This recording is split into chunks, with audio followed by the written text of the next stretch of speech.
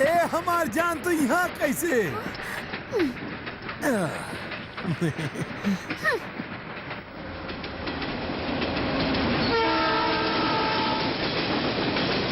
Ticket please. Ticket तो नहीं खे। काहे ना बा? हमरे पास पैसा नहीं रहे। फिर तू ट्रेन में चढ़ लू काहे? इंडियन रेलवे का तोहरे बाबूजी का बा। का बात बसर कमाल का जोक मरले हैं। चल तो ऐसे बा जैसे खुद के बोगी बा। कहाँ तक जाइबू?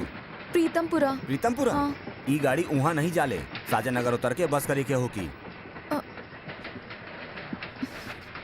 कुल मिला के तो होके 1595 रुपया और 50 पैसे देवे के होकी। का टिकट बनाई ना बात उतर जा। हम नहीं उतरब, हम प्रीतमपुरा जाए। यही लोग की वजह से रेलवे नुकसान में जात बसर। क्यों सुनी तक का कहीं बतावा? और अगर रहुआ फाइन ना लेही तो रहुआ कहाँ जाई पता बा? नहीं। पुलिस के बुलाई? हाँ जरूर बुलाई। सर अपन टिकट दिखाई। आज तक कब्बो ना ले ली सर। तू इतना भाषण देते रहले, तोहरा पास भी टिकट नहीं थे। 6 महीना खातिर अंदर करवा दे। जेल में हम जाई बिया तू, ये तू हमके बताई। कंफ्यूज मत कर, बिना टिकट तू बाड़े तू अंदर जाइबे। जेल जाएगा मुड़ नहीं खे। चल 2 टिकट बना दी। 2 का है? एक हमार और एक ही हसीना के।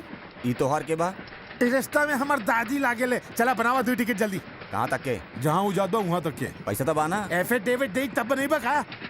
एक शरीफ आदमी के ट्रेन में ऐसे बदनाम करल जाए ये अच्छी बात नहीं थी। बचल पैसा टिप समझ के रख लिया।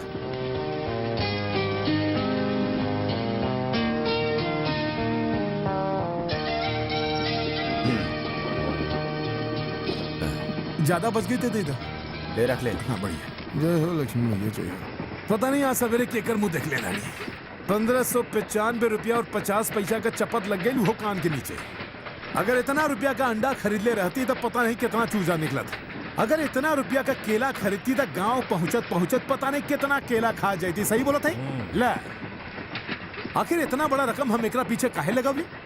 कई हमार मेहरारू बा, हमार बहन बा, हमार माई बा, यहाँ तक कि हमार पुरान गर्लफ्रेंड भी नहीं थे। तो एकरे पीछे हम इतना पैसा काहे लगावली?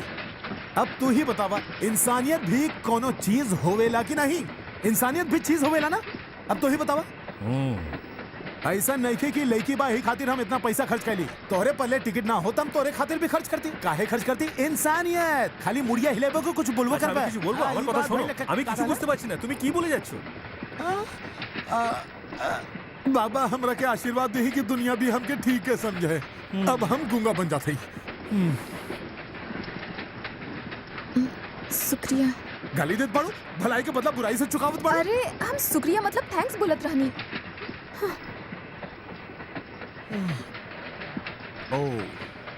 अब बत्ती जलल। हम जे पैसा देहली ओकरे बदले थैंक्स बोल के झापड़ मारत बिया। ओ थैंक्स के मतलब तो हमरा के पैसा ना ही देबू। अरे कैसा जमाना आ गइल बा, थैंक्स कह के काम चल जाला। सही कहानी ना बाबा? नहीं नहीं तू तो चुप रह। 1595 रुपया और 95 पैसा में तक अच्छा खासा जीन्स और टी शर्ट आ जाला। ए सुन, बस अब बहुत हो गई। हाँ 1500 रुपया कौनो हसान ना कइला। चला अपन एड्रेस दा। अरे हमार कोनो पता नहीं कि हम बहुत बड़ा बिजनेसमैन है यहाँ। मतलब हर सिग्नल पर बैठे वाला भिखारी बाड़ा। हाँ, इता हम पहले से जानत रहनी। बस यह सुनल बाकी रहे। अरे इतना पैसा में तो हमार पूरा महीना का राशन आ जात का है। नहीं नहीं नहीं कुछ नहीं रहे दी।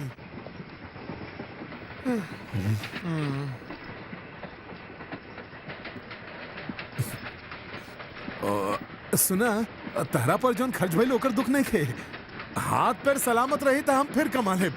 वैसे हम ये पूछत रहनी कि तू प्रीतमपुरा काहे जात बाड़ू? तू पुलिस के कुछ बतावत रहलू ना? अब तो ही बतावा कि पुलिस वाले नहीं रहे दी। बतावा पुलिस के बतावे समय तोहरा के शर्म नहीं आइल, लेकिन जे तोहरा पर खर्च कैले सोकरा के बतावे समय तोहरा के शर्म आवत बा। तू तो रहे तो बार-बार हाथ जोड़त बाड़ा। हम तोहरा के भगवान दिखा दे, भाग शैतान कहीं के। यहाँ मिलला ऊपर मत मिली है गब्बर सिंह कतौ के।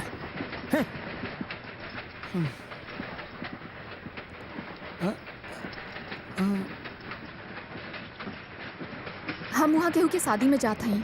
केकर शादी?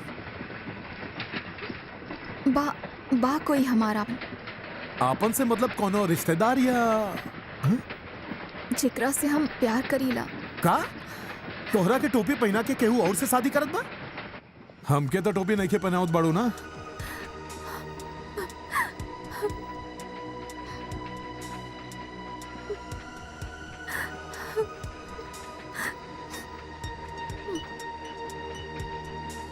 देखा हम जे तोहार पर पैसा लगवले हई यही से रोवत बाड़ू तो मत रोवा। समझब कि कोनो अनाथालय में दान कर देनी। वैसे दान देवे से पाप कम होएला और हमार पाप के घड़ा भर गइल बा। त रोब बंद कर। हम तो हर पैसा खातिर ना ही रोवत रहली, हम तो अपन जिंदगी पर रोवत रहली। हमके फीलिक्स की बेवफाई पर रोना आवत रहल, काहे कि असल में वो हमरा से कहियो सच्चा प्यार नहीं कैलस।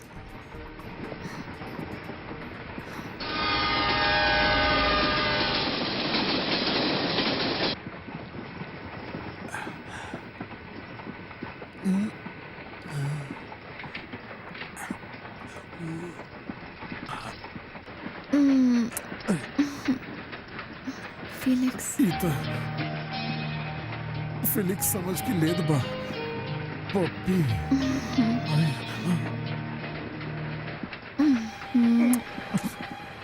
का रे यही खातिर तू एकरा टिकट बनाव ले? ऊपर वाले केकरा के दे देले, हमरा के कब देबे?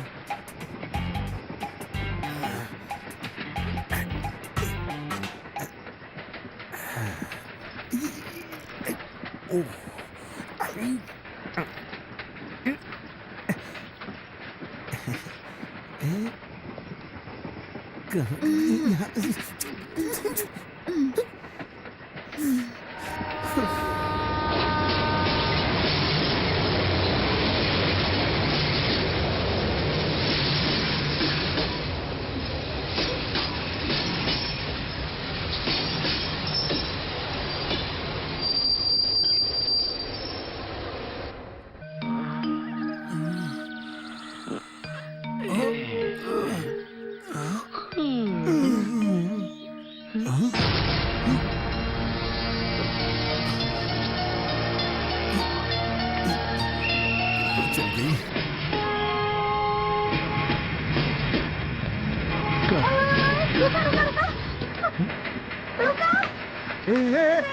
जल्दी आवा, जल्दी आवा।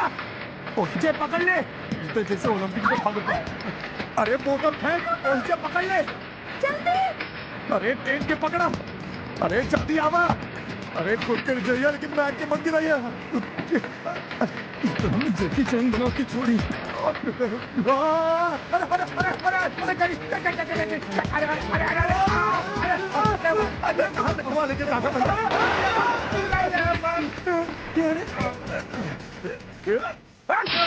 यार जवाब हम बाद में दें। अरे बहुत जोर से लागल बा, मालिश करे के पड़ी। ट्रेन तो चल गई। अरे हाँ ट्रेन तो सच में चल गई। तू यहाँ हवा खाए काहे उतरे लालू? हमके प्यास लागल रहल। अरे तो पानी पी लेवे के चाहत रहल ना। पानी नहीं रहे हमरे पास। अरे कम से कम अपन सामान ट्रेन में छोड़ देले हो तू। और केहू चोरी कर लेता? लोगन के पास कोनो काम धंधा नहीं के जौन बिना मतलब तोहार सामान चुराई है। तू काहे ट्रेन से कूद गईला? थैंक्स बोले के बजाय तू हमसे बहस करत बाड़ू। हमारे दिमाग खराब रहा कि तोहार मदद करे खातिर हम ट्रेन से जैकी चैन जैसे कूद गईली। अगर ट्रेन के नीचे आ जाए तो सॉरी। सारी अंग्रेज चल गईलन पर औलाद छोड़ गईलन। आज होते तो यही देख लाफा हम के का हो गल बा, एक बेवकूफ को गुलामी करत हैं। एक्सक्यूज मी सर, अगला ट्रेन कब आई? बस उतर हुई। हमनी ओकरा से जा सकीला? अरे पर वो इंसान के नहीं गोबर लेके जाले। छी। तो सर प्रीतमपुरा जाए खातिर अगला ट्रेन कब बा? आज नहीं, अब अगला गुरुवार की। अब हमनी का करब? अरे हम तो तोके जानी ला, तू गोपी बाड़े ना। टोपी का के हमके टोपी मत पहनावा। अब अगला गुरुवार तक हमनी का करब? ओलंपिक का तैयारी करब। तू दौड़ लगावत रहिया, हम कूदत रहब। ऐसे कूदत रहता हूँ। कूदा पर तू तो पुरुष बाड़ा ना। पुरुष नहीं, हम महापुरुष है। तो हर भविष्य पर तू तो राम पुरुष के बेटा बाड़े ना। हम धरती पोत रही जो ना अपन काम कर जो। हमके बहुत भूख भी लागल बा, का मिली खाए के? गोबर का गाड़ी आई, दिल खोल के पेट भर लिया। ठीक है गोबर तू खा। चुप रहा। सर यहाँ कुछ खाए पिए खातिर मिली? यहाँ तक कुछ नहीं, पर आगे जरूर मिल जाई। ये मछली के भी यही स्टेशन पर पानी पिए खातिर उतरे के रहल। चला ना, हमके कुछ खियावा ना। हाँ चला चला। यहाँ के होटल में हमार खाता चलेला ना। चला आवा आवा। अरे ई तो गोपाल कृष्णा बा। अब हमार बत्ती जलल। अरे गोपाल कृष्णा।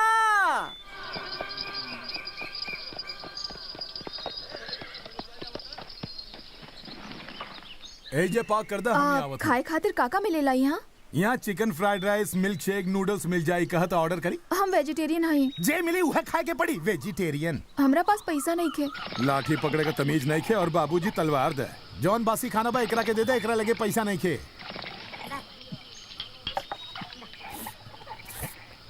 अरे कहाँ मुंह डाल तड़े? अगर तुर दाढ़ी के बार जर गई ना तो दुकान जरा देर ना लगी।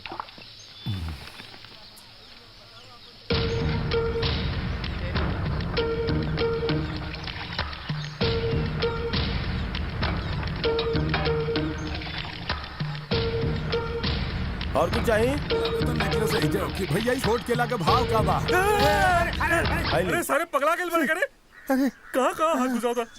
कहाँ हाथ डाल दे भैया? गरम पानी ला का? चटनी बात दें का? कैसे सोच बोले? चटनी से क्यों हाथ धोए लगा? गरम पानी तो गरम पानी। यार सवेरे सवेरे दिमाग खराब करेगी। चल गए। हे भगवान, सरवा अंडरवियर तक नहीं पहनेला और ऊपर से सफेद ड्रेस पहन के घूमत बा। पूरा मूड खराब कर देलेस। अरे गरम पानी बोले रहली, खौलत पानी नहीं। ए भैया नारियल पानी डाले, नारियल पानी।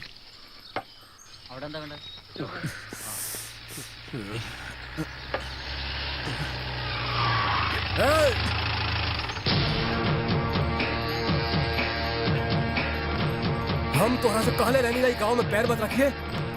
हम यहाँ घर बसावे नहीं ख्याल है। तक नारियल पानी से हाथ धोए आयल बाड़े। देखा मारा मत, देखा मारा का कर दे, हम मारा ले।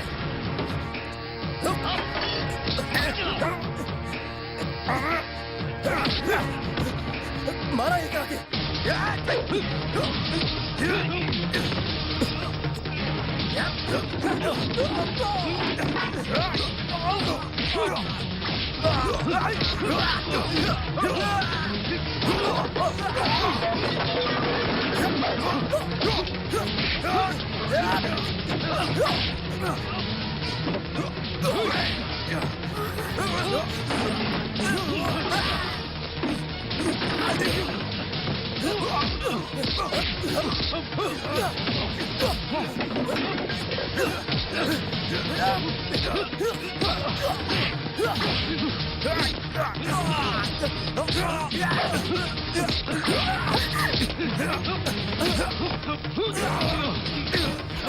गोपी, तू लोग क्या कर पड़ा?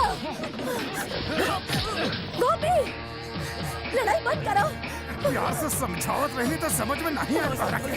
गोपी, खुद के छोड़ पहलवान रखे। खेला तू। छोड़ कहा था? आइला तो के। हम कहा था बस करो। हम कहा था बस करो।